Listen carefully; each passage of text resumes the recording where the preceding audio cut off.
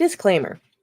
The views and opinions expressed in this program are those of the individual speakers, commentators, guests, experts, and/or hosts. They do not explicitly or necessarily reflect nor represent the network, broadcaster, channel, and/or program's policy or the views held by this network, broadcaster, channel, or program. The network, broadcaster, channel, or program cannot be held accountable for all or any views expressed during this program.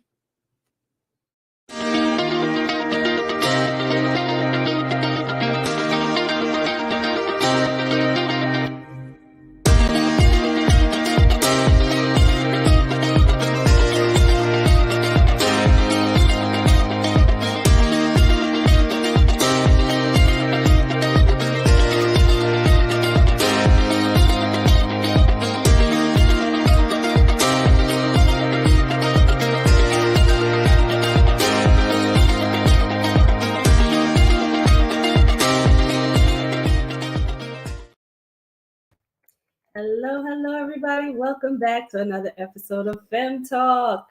It is Fem Talk Tuesday, and we are going to get this show started. So let me bring in the beautiful ladies of Fem Talk. We've got Dr. Mimi Melissa Simmons. Hello, Fem Talk Nation. Hello. And we have Shima She Talks. Hey, Fem Talkers. How you guys doing? All right, so we're going to get the show started. So, She, take it away. Well, you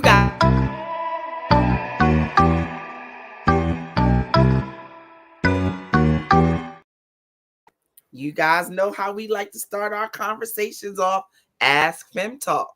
So if you have any burning questions or any questions, anything you want to know, anything you want to discuss, send us an email at femtalktv@gmail.com or come on the show while we're live and talk to us directly, because you know we like live conversation too.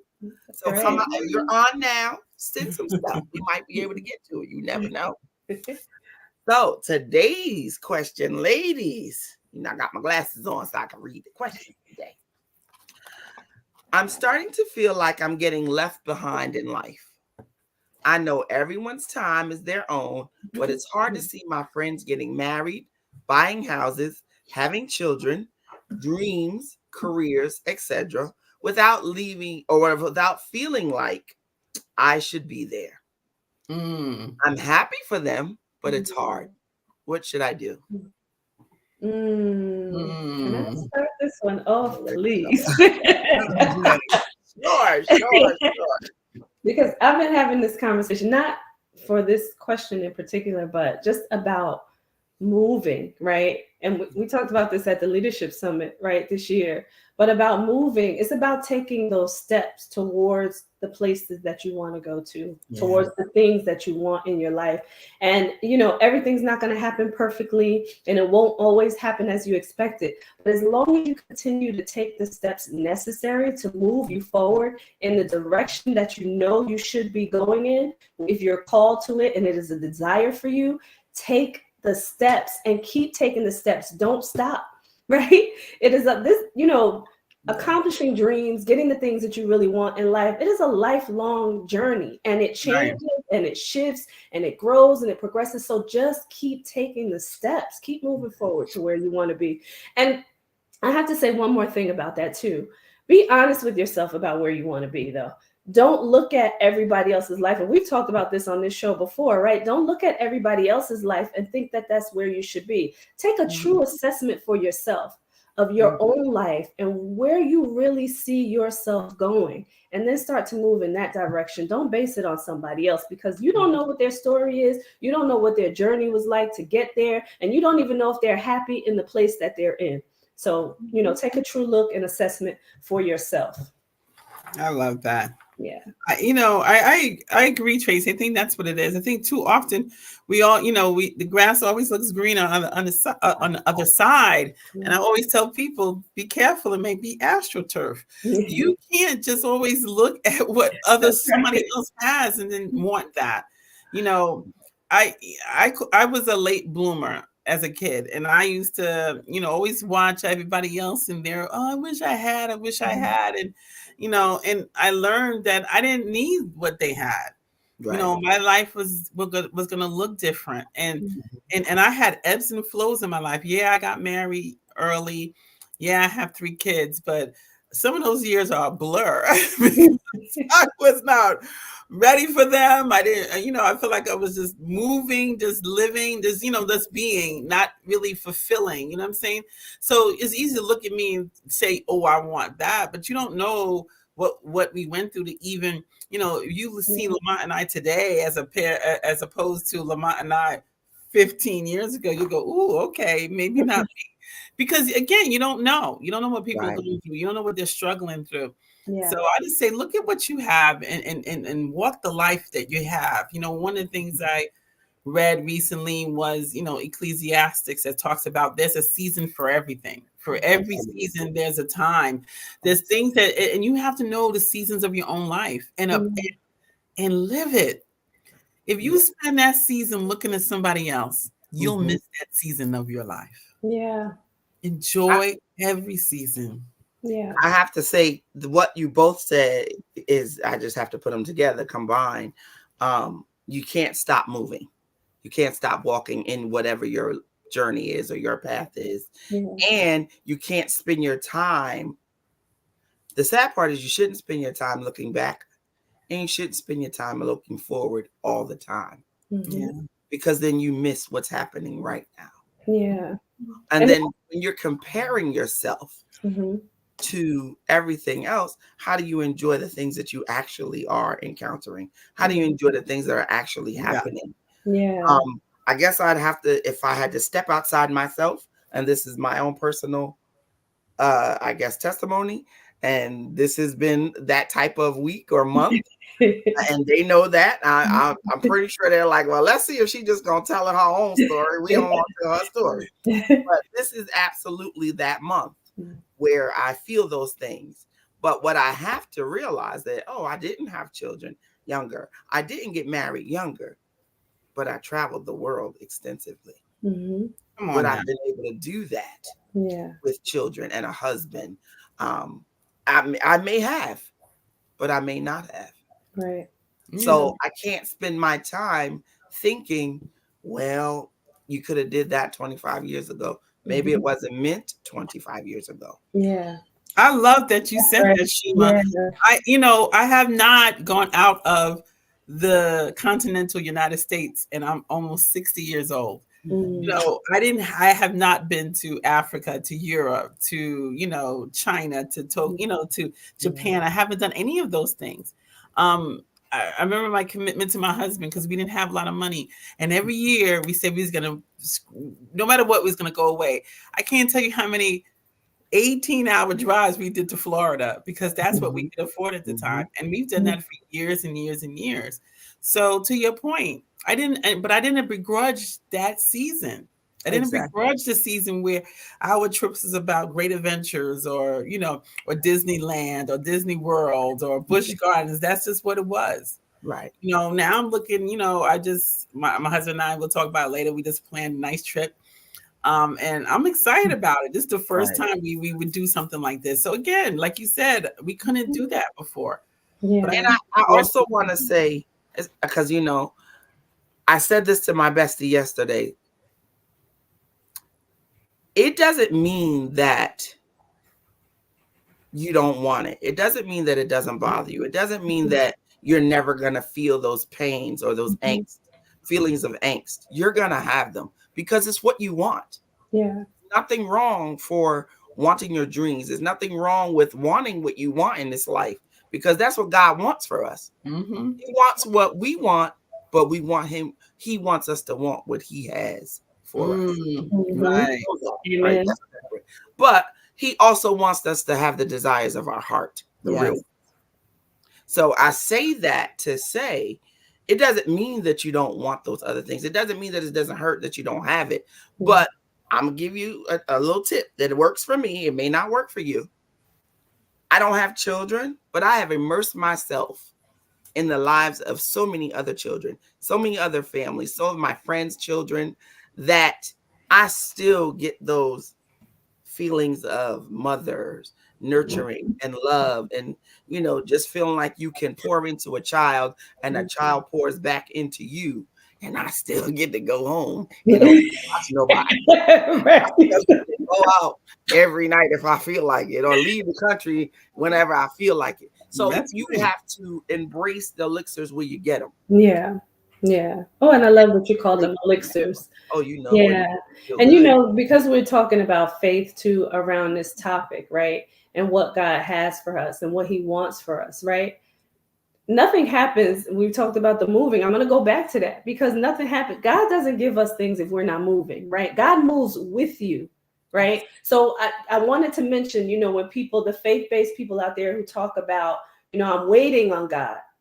Don't sit and wait. God wants you to move and he's going to move with you. So I wanted to mention that too, because a lot of times people confuse it with, I'm just going to sit and I'm going to wait for God to tell me. No. God is not going to talk to you out of the bush, right? He's not going to talk to you out of the bush. You're not going to go to the ocean and the water's going to split. I'm sorry. You're going to have to move. You're going to have to take your own steps, and then he will move with you and guide you along the way. But you got to move first. Right. So I wanted to mention that part too. Don't sit and wait. Move and listen. Move and listen. Yeah. It's an active part. Yeah. It's an active part. It is an active. That's it's an active. You can't get the victory if you don't go to the battle. Right. You win. You win. That's God right. says you win, but if you don't go, there's nothing happening. There's a loss every time you decide not to. That's right. Because the win is in the faith of going, is in the belief of going. That's where the win is. That's right. And enjoy where God is pulling you, and when you, however you get there, just enjoy it, embrace it. It's like being able, tonight there's a pink moon. Go out there and look at the pink moon and just enjoy why God made a pink moon tonight. You know what I'm saying? So be in the moment. Don't stay in the moment. In the moment. It's a difference. There's a whole book, and I'm going to have to get the title of that book, but there's a book that I read, and that's exactly what it talks about. It talks about enjoying the journey. Shima mentioned earlier about, don't always look back. You look back to learn from it, but you don't look back to stay there, right? To get stuck there. And then you look forward to understand what you really desire, but you don't go so far ahead that you can't focus on today. And the book talks about enjoying the journey. I'm going to get the title of the book, and we're going to have to put it on the show page, but it's an amazing book about really just kind of taking step by step and enjoying your journey as you go along the way. So wanted to mention that. But since we're talking about movement, we got to go into the hot topic. Dr. Mimi, please take us into our...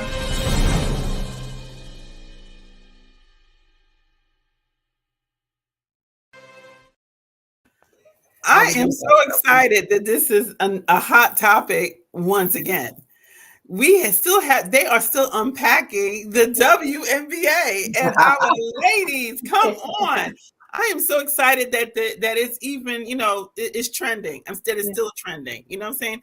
It started early in the season. Actually, it started last year with Caitlin Clark and with Angel Reese, and it has just picked up. Now Juju's in the mix. You have so many ladies of the WNBA, and they just had the top. I just want to say the names of the top 10. They had the draft. The draft was phenomenal. I'll talk about some of the points I loved about it, and I watched the whole thing. Come on now. But number 1 pick, Caitlin Clark. Everybody knew that. Number 2, Cameron Brink. Girlfriend looked like Cameron Diaz. We'll talk about that orange carpet. Then you had Camila Cardozo, again, Rika Jackson, JC Sheldon, Aaliyah Edwards, Angel Reese, that's my girl, Alyssa Peel, Carla Letty, and Leah Lecan. Those are the top 10 picks of the WNBA.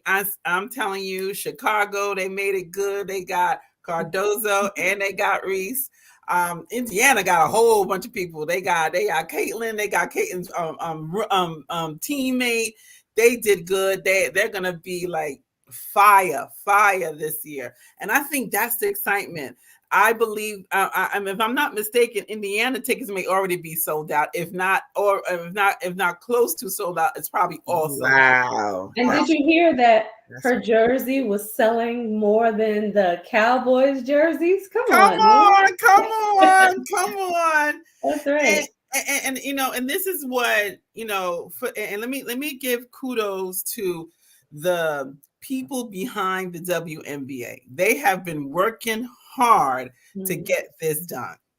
This has been a long road, and and I love when the influencers of the WNBA give me perspective, and they said this is the NBA is 25 years ahead of us. So when you see the disparity now, and that's the hot topic, everybody found out how much Caitlin Clark is going to get. So you hear the draft, and the draft, as a matter of fact, the draft for the football draft is this Thursday through Saturday. So the NFL draft for all of the football players are coming out from Thursday to Saturday. Okay. The number one pick, I think, guaranteed may be 5 to 10 million. I'll get, maybe the commissioner could come on and tell us about that. But, now the number one pick for the WNBA, her starting salary is $76,000. And I just want to mention that it was 10 million. They said 10 million, top rated NBA draft, 10 million, right? And they said that it's 137 times greater than Caitlin's. Yeah, it's kind of the disparity is almost unconscionable. Yeah. But again, perspective. The NBA has a $1 billion deal for their television, for playing games on TV. The WNBA has a $60 million deal to play games, to be shown on TV and stream. The disparity is there. Okay. How are we going to fix the disparity is really what we need to be more aware of. Again, get out there. That's right. Get out there and buy those tickets. That's it. Get out there and buy those, get to those games. I will be at the DC games with my girl Dee Dee out there. I will be out there on the DC games. I'll be watching them. For any time that I can get tickets to the Brooklyn Nets, tell me, I'll be there too. I'm going to be at the Phoenix All-Star game this July. Yes, we are. So that's how we get the disparity up. It's right. If you love it, go out there and support them. Buy their gear, buy their merch. Caitlin Clark, like you just said, her jersey was selling bigger than the I think it was who was on the Cowboys? Was it not the Cowboys? Was it Mahone? I think somebody's one she was selling more than, but it was somebody big, which is wonderful. Go out there and get Angel Reese, Cardozo. Go get their jerseys and put them up there. Now let me have a jersey. I think I can wear a jersey. What? You can totally wear a jersey. I sure right. How you do it? We do it cute. Right. Put some little shorts on, some denim shorts. Ladies know how to do it. Don't play. And I think that's part of it is this enjoying there's a difference between a women's game and a men's game. And I think people are enjoying the difference.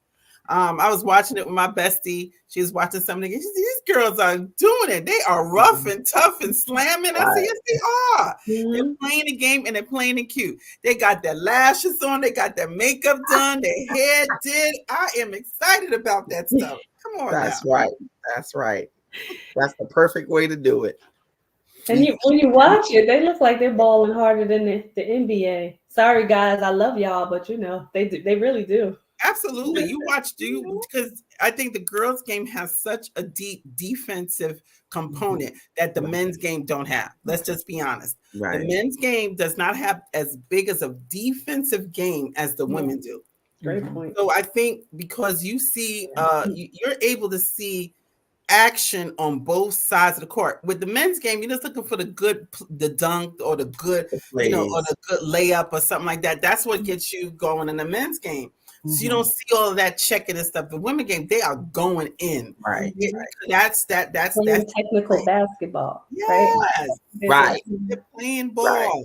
And I love it. And I think that's what people that I've heard that's really gotten into it the last few years, they're saying it's a better game. It's a better full, from beginning to end, you get a better game. And I love it. I love it. Yes. Absolutely. So we have another hot topic. Yes. It's that, Dr. Mimi. We love all. Our next hot topic. Oh, just talk about the ladies. Yeah, and talk about the ladies, but real quick, I just want to go back real quick and don't feel bad for Caitlin because she just signed a $28 million deal with Nike. Okay, don't feel bad for her. But that's over 8 years. We do have to mention over 8 years. Over 8 years. Give me something over 8 years, like 28 million. I'm okay with that. I can do that. And it's not her only one. She got one for State Farm too. But anyway. Well, there's several actually. There's not just State Farm. Yeah, she's got several.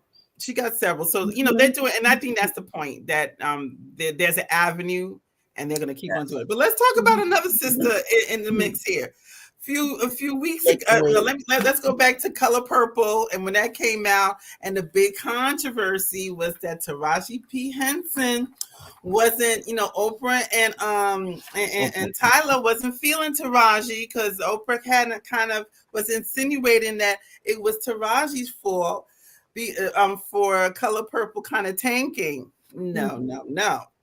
But there's been a comeback for Taraji because, yes, she is on Time's 100 most influential women. Come on, Taraji P. Henson. Yes. And I think that's a hot topic because she was taking a good licking out there for those Oprah and Tyler Perry lovers. But, Shima and I was just talking about, sometimes when you're the one to come out and dare to say something about what people don't want you to say about the golden people out there, she took a beating, but thank God she did. And that, I think that's what people do when they dare to say the truth, or they dare to come out to change a narrative or to change a situation. You look at Colin Kaepernick, and because he dared to change it, he took the beating, but look, it opened for so many other players. Remember, he was one of the only African American quarterbacks at that time. Now they can't find enough African American quarterbacks to put on these teams. He opened the door. He was one of the big door openers. And let's just back up a little bit. I think Taraji was able to see and say what she said really because of Monique. Right. Yeah. You almost feel like they all felt a desperate moment. It was their own, but after you lay on the sword, because that's what they do, whether they know they're going to do it or not. After, there's a resolve that says, well, you know what? It's a done deal. I said it. I did it. I was angry about it. I'm hurt. I want my pain known. But the resolve, and I guess the bomb or the salve is when it doesn't happen to the next one. When I broke this door down or this wall down, I broke the ceiling enough to say, well, I might get the backlash, but this young girl who just started acting and she's 18 and she's out here trying to make it, she doesn't have to do what I had to do. Right. And she'll resolve, but and she'll know, the next generation, right, will know how to speak up because of it too, right? Because it doesn't mean that it won't happen. It doesn't mean that the powers that be, the producers, whoever's in charge won't try it again. It means that I'm giving the next generation the courage to speak up because they saw somebody else do it. And I'm educating them because, listen, Monique came on when she was interviewed. She started to educate people on how the process works in order to be able to know how to make the changes. So I think that's important too, because now the next generation will understand how to go into these contracts and how to get what they actually deserve. Sherry Shepherd talks about that too with her contract. And I forget, I know Barbara Walters was one of the people who helped her understand the contractual process. There was I can't think of the person who helped Sherry Shepherd, but she was another one saying she had to start talking about, and she was learning from what other people were telling her. Don't accept this. Make sure you get this in your contract. So thank you to Monique. Thank you to Taraji putting it out there. You know, I was mentioning Simone Biles. You know, it was a tragedy. How dare her at the Olympic Games, you know, representing the United States. How dare her say, I don't have the emotional stamina to do this job. I mean, to do this, go out there and do that. She broke it down a couple of weeks ago, giving her interviews, and she was like, I was depressed. All of that stuff I was suppressing with that man abusing them. We forget that piece. These young girls for years were sexually abused by their doctor coach. And the abuse they had under those programs. Yes. With those Russian coaches. We forget all of these are babies. Yeah. And how dare we, fans, how dare we say, okay, we don't care, and we've already given a disclaimer, not that we don't, but it says, how dare we not care that you can't handle it because we want to see you compete. Yeah. We want to see you. When have we become so? I'm telling you, I can't handle it. I'm telling you, it's too much for me. Yeah. Oh, but we're mad at you because you didn't. The backlash. How dare you didn't push through? Because that's what and you know I'm gonna say it. That's what the black woman is supposed to do. Just do it anyway. No, be strong. Exactly. And then to talk about Monique, when me and Dr. Mean was talking about it a little earlier backstage. She was angry and she showed it. So her situation didn't come out the best. Yeah. But immediately she got the tag. She got the tag, the angry black woman. So the better part of Taraji coming out, whether it was acknowledged or not, or whether she went into it thinking, well, I don't want to be the black angry woman. She just didn't come the way that Monique came. But it was the same thing. But it was hers was a pouring out too when she initially did it. She cried. She was hurt. Right. But she wasn't angry. She wasn't angry. No. It didn't take the anger. But that's what I'm saying. They're both saying the same thing. Yeah. But Monique's demeanor, they trashed her because of her demeanor. Because she's not gonna. Why should I curtail how I feel or my mouth? Because this is how I make you feel right. It make you feel better. Right. And I'm angry about it. Why should I not say I'm angry about it? Still not getting paid. When I spoke softly about it, you didn't listen to me at all. Right. When I went the right channels, you didn't listen to me at all. So now I am angry. Right. Absolutely. So once again, still not getting paid for the Parkers. Still not getting paid for the reruns of the Parkers. Still. That's right. And don't matter if she's angry, don't matter if she was quiet, don't matter if she never said anything, she's still not getting paid. And let me just say, because I've just discovered that there's a station that is acquiring all these old shows. Most of them are all African American shows, wonderful shows. The station is Dabble. When I tell you the Parkers is being held down, the Parkers, sister to sister, and half and half, and one-on-one and girlfriends are holding this station down because for some reason, whoever this person is, and I will find that information out and put it in the notes or the comments, but somebody who owns Dabble decided that this is who they can get the rights for. And when I tell you they run it. Listen, so I was going to say, here's where it comes in, where we as people have to do better, right? We as women in the industry have to do better about understanding what we deserve. Monique, that's what she talked about, right? Because now the Parkers are in a situation, and I'm using her because she put it out there, but the Parkers are in a situation where now this new network picks them up and they won't get paid for it because it wasn't written. It was not written. So it's not something that is available to them or they're privy to because they didn't own the rights to it. And they didn't get any royalties behind it, and now they're not going to get any of the syndication money. So that's where we have to educate ourselves so that going forward, this does not happen again. And I think that's the other reason why she was mad, and she said it because listen, nobody's telling people, nobody's telling them that this is what you need to do, right? Because they're taking advantage of what people don't know. in the industry and then taking their money from them. So, you know, we have to do better, right? We have to do better and make sure that we have the right resources in order to get what we deserve out there. Yeah. So I think and I'll say this to take a quick break. So go ahead, Dr. Melissa, before we take this quick break. No. When we come back, we'll talk about, because I think what I also want to do when we come back is just related to our lives. You know, we see these stars and stuff, but there's a relation that we need to now apply for us as, you know, as in whatever industry you're in out there. So we'll talk about that when we come back.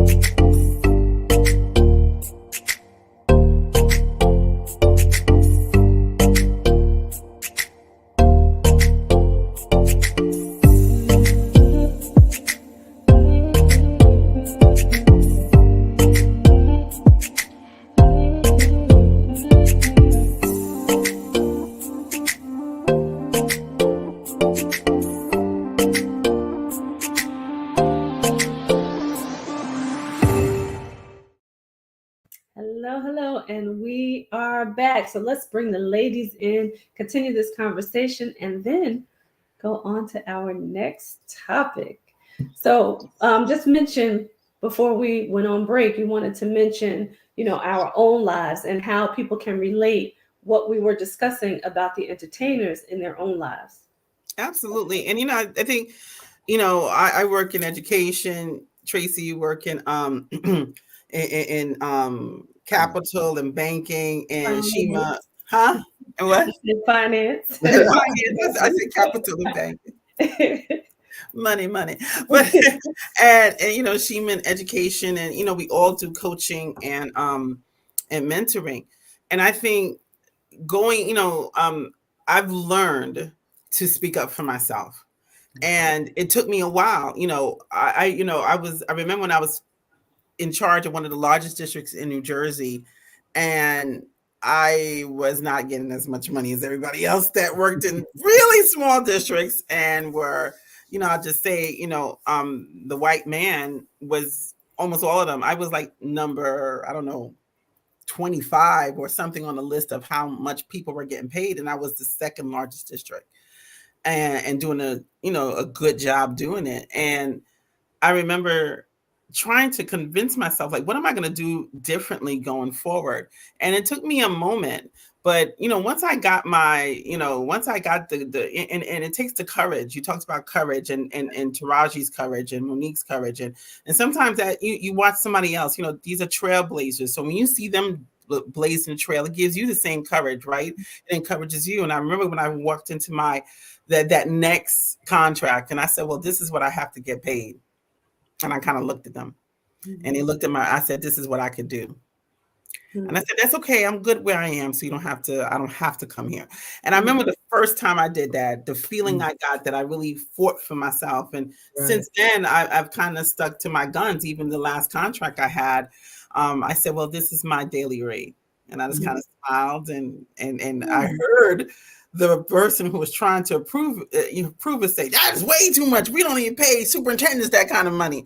Well, I won't do it without that. So, you know, I knew what my bottom was. So I said, it's so, and they didn't even get close to the bottom. They ended up giving me, you know, pretty much what I asked for, but it took a minute. And I think that's what we have to get to. We have to develop a resolve. This is what I'm worth. And it's I'm the art of the walk away.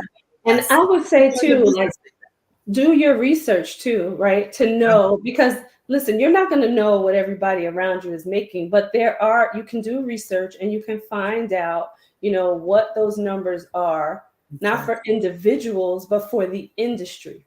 Right. So that you'll know exactly what you should be making in that industry. Now, I have to be honest. I have to be really honest. I've been in finance and investment banking for a very long time. And at times I was the only woman in the room. right? But I am very outspoken. Probably doesn't seem like it most of the time, but I don't let people get over on me. That's not something that I do. So in that industry, I was always the person to speak up, not just for myself. You know, I really did understand what I knew and what I was bringing to the table. And I got tested a lot. I got tested a lot just for them to see exactly what I know or how I would get the answer. But I will say this, I always spoke up for myself, and I always spoke up for the ones that were coming behind me, particularly if I hired them. I would always speak up for the people that were coming behind me to make sure that they were treated, especially if it was women. I'm not going to lie, but for everybody, but especially for the women, because we are treated differently, to make sure that they got, you know, exactly what they should, you know, treated exactly what they should. And I have gone to bat for people in the industry.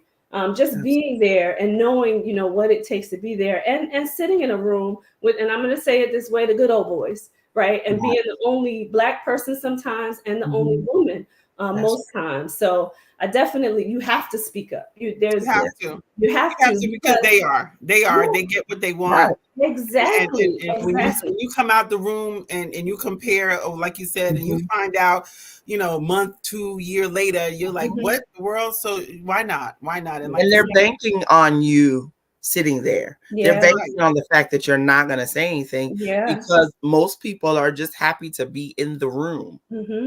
So they're banking on the fact that you're not going to ruffle their feathers or shake up the room in any way. No, shake it up. Okay, you're here, be glad. Okay, but you're here, and what are you doing? What are you doing? And this grateful thing. And Tracy, I think you have to say the good old boys, because they're there. I'm dealing with a bunch of good old boys right now, and I'm watching what they're doing with there's no fear. They don't have no issues. They don't care who see it. They don't care who talk about it. They're doing just what they want to do. Almost daring you to say something about it. I dare you. And if you do, who gonna tell me different? So you are in the room with the good old boys. You better speak up and let them know that you ain't taking none of that. That's right. And like Michelle Obama said, right? If you're sitting at the table, if you have a seat at the table, use your voice. You're supposed to be there. Use your voice. That's right. You are supposed to be there. Because if you don't do it, because in our own industries, we're the Tarajis. We are the Moniques. That's right. I have this letter pen that will go out of some bias and continually being ignored in my association. They don't have no one of color continually being brought up to the forefront to do conferences, to do speeches, to do workshops. And I tested the system by putting it in my own. So you can't tell. So one, and I was waiting for this test. So now that I tested the system, I know you didn't do it, and I know I wasn't even part of it. And let's just say I know how to do a speech and a workshop and all that stuff. Exactly. So you can't tell me why you didn't. And the last time when I did that, my reviews came back all 5. So I know how to do stuff. Come on now. So now that you don't pick us, now what the problem is, and I have every intention of doing that, because I may be blackballed within them, but you see, I serve somebody higher, and he says he opens any door. He opens the doors that people can't shut. So I'm not concerned with what they may try to do. That's right. It don't have to be your lane. I can create a lane. Right? Create a lane. That's right. I can create a lane. And if nothing else, all the knockdowns, all the drag outs, all the roadblocks teaches you, okay, so this is not my lane. Oh, I know how to drive. There will be a lane. Right? Watch me. There will be. Watch me blaze this lane for myself then. There'll be something else opening. Exactly. So again, thank you to those trailblazers. Thank you to those voices. Thank you to those people that give us the courage to now do our own thing. So just want to shout them out. That's right. That's right. So before we close out the show, we wanted to go into a little bit of what's coming up. You see, the sun has been shining. Well, I don't know about where you are, but in North Carolina, the sun has been shining. Don't be showing off. We got a little bit of sun in Jersey. We got a little bit today. I have to, because it's been warm. The sun has been shining here. So we are going to ask the question, what is a summer body? And I have something that I want to read, and then I'm going to give my own take on this. But I want to read something first because I was looking around to see what they were saying out there about what a summer body is. So it says, and this is according to Yahoo Life, right? It says a summer body implies that to be able to enjoy summer or to be seen as attractive, bodies need to look a certain way. So this is what they're saying out there, right? Because of course, this is what society puts out there on what a body should look like, right? So then they talk about, so here's another one with a different take on it. And this is called the Front Climbing Club. And it says, the reality is that obtaining a summer body is unimportant. It's not downright, it says it's downright unhealthy. The goals, hopes, and dreams you have for yourself should be your year-round goals, not just in preparation for summer. So I love that they said that. I love that they talked about that. That is much better. Go ahead, Shima. It looks like I gotta laugh because I'm gonna what most people are gonna tell you, because they've already ditched their New Year's Eve resolution goals and stop going to the gym and eating whatever they want to eat. Mm-hmm. So most people are going to tell you that summer is going to get whatever body they got. Yeah. That's what they tell you. But I'm going to tell you what now. I agree with that to a certain extent. Mm-hmm. For me, summer body is anytime that I can have less clothes on and the sun. Yeah, I know I'm going to say that. I'm always going to say that. And the sun can touch whatever portion. I know. The sun touches whatever portion of my body that is respectively available. For me, it feeds me. For me, it warms me. It makes me one with the earth. It gives me energy. Mm-hmm. So for me, my summer body is getting as close as I possibly can to that warmth, that yellow, that gold. Whether it's a suntan on my skin, whether it's just walking in the park and I just feel the sun on me. We don't get a whole lot in New Jersey. I know how it is up here in the area where we get off Charlotte. Right. I knew she was gonna say that. But that's what the summer body is for me. I want to be able to be more in tune with the sun, which means I'd have to have less clothing on. Less clothing. I need to that's what she needs to get to. That's what summer body is no clothes on. But I want to say this, right? A summer body is the body that you feel good in. You as your individual self, whatever gives you more energy, whatever gives you more confidence, whatever makes you feel good in your clothes, whatever makes you, when you go out to brunch with your girlfriends or when you are in the bed with your significant other, yep, we're going to put that out there too. You are in the bed with your significant other. However you feel good about your body is a summer body, because it really is about how you feel. Yeah. If you feel good, you look good. Right? So you exude that, and that's what a summer body is. That's the summer body. I was going to say that too. For me, a summer body is whatever you're confident in. It's you put one on what you want. That's right. Feel free in what you want, and you walk out there with confidence. You walk out there like twirling in the sun, enjoying the atmosphere, going out and enjoying. It's like you said, brunch or the beach or the pool. Absolutely, that's the summer body. Mm-hmm. I just it's not a shade. The other day. Right. Confidence is an outfit. Right. Confidence is one of your outfits. Mm-hmm. If you got all them wonderful summer clothes in your closet, in your drawer, when you put those on, go back and put on the confidence outfit too. Come on now. That's the summer body. The confidence. I've seen people avoid, years. I've seen people for years avoid pools and beaches. My body, I can't go on the beach. My body, I can't wear a bathing suit. My body, my arms are too big. My legs are too fat. My hips are too wide. My boobs are small. My boobs are too big. And that's exactly what I mean, right? Like it is where you feel the best and where you feel confident. So when in a case like that, where people are saying, I don't have this and I don't have that, and this is too much and that's too much. Well, then that's when you say to yourself, What do I want to know? And not even that, because listen, everybody should have goals for themselves, whatever that is, doesn't matter. And when it comes to your body, and I'm not just talking about how your body looks, I'm talking about, again, going back to how it feels. But if that's the way you feel, then what do you want to do that's going to make you feel the way that you want to feel? I agree. I agree. I agree to a point, Tracy, because for too many years, first I was told you too big to go out there looking wearing that kind of bathing suit. Look, I'm just being honest. That's what I was told.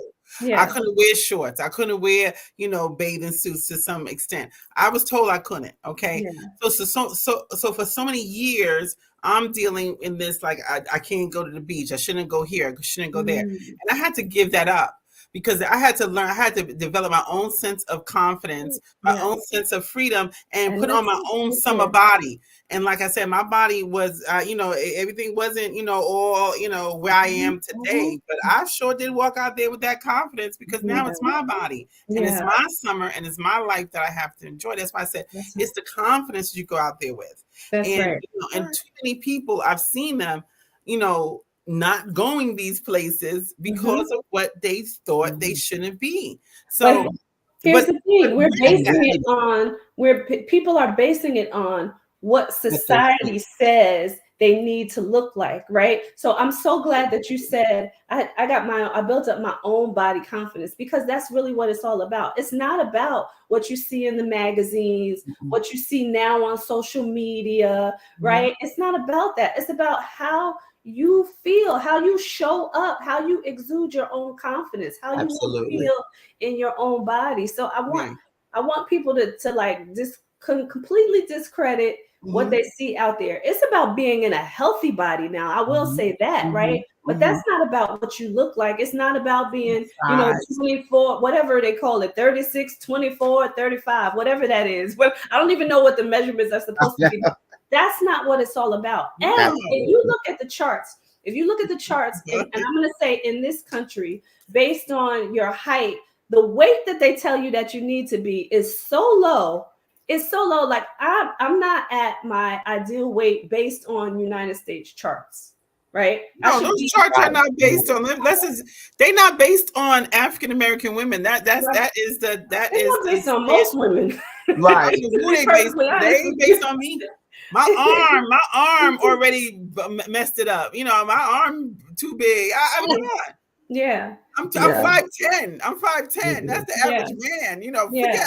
I just blew the whole chart away. Yeah. But the point is really gaining that level of confidence. And I'll say this: I think the summer body is also. You should every woman and man for that matter. You should know what you feel comfortable in and what works on your body type.